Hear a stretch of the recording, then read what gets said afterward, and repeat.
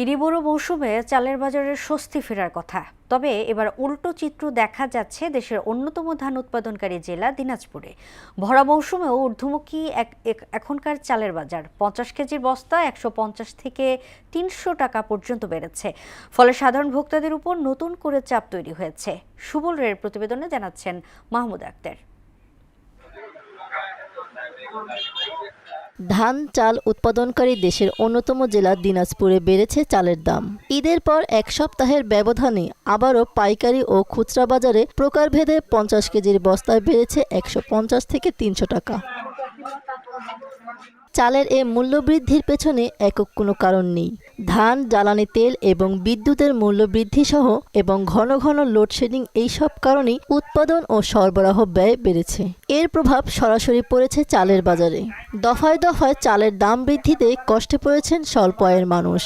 আটা জোহরা মিনিকেট এর দাম একটু বেশি, 1600 টাকা, আর এর নিল 1380 টাকা। কিছুদিন আগেও আমরা চাল 3000 টাকা 3100 টাকা বস্তা কিনছিলাম মিনিকেট, এখন সেই চাল 3600 3700 টাকা যাচ্ছে। ব্যবসায়ীরা বলেন এ সময়ে সাধারণত চালের দাম কমে, কিন্তু এবার উল্টো চিত্র। ধানের দাম ও উৎপাদন খরচ বেড়ে যাওয়াই এর প্রধান কারণ।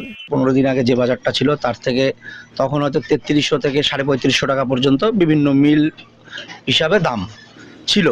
এখন মনে করেন আপনার 3400 থেকে আপনার 3700 টাকা পর্যন্ত মিনিকেট চলছে। মিলারের কাছে আছে, কিছু দাদন ব্যবসায়ীদের কাছে আছে যারা সিজনাল ব্যবসা করে। কৃষকের কাছে কিন্তু ধান নেই, সব ধান কিন্তু মিলে, আর নতুন চালটা আসতেছে অল্প পরিমাণে।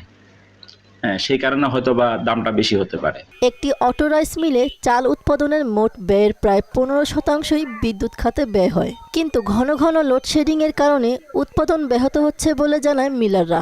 মিলাররা তো চালের দাম বাড়াইতে পারে না। ধান সরবরাহ যখন কম থাকে বা মার্কেটে, তখন অটোমেটিক ধানের দাম বাড়তি যখন হয়ে যায়, চালের দাম এমনিতেই বাড়ে আসে। যেমন ঈদের পর থেকে ধানের সরবরাহ মার্কেটে কম ছিল। দিনাজপুর জেলায় প্রায় 2000 চাল কল রয়েছে। ধানের মৌসুমে এসব মিল থেকে প্রতিদিন 7 থেকে 8000 মেট্রিক টন চাল উৎপাদন হতো। বর্তমানে তা কমে দাঁড়িয়েছে 3 থেকে 4000 মেট্রিক টনে। মাহমুদ আক্তার, মোহনা সংবাদ।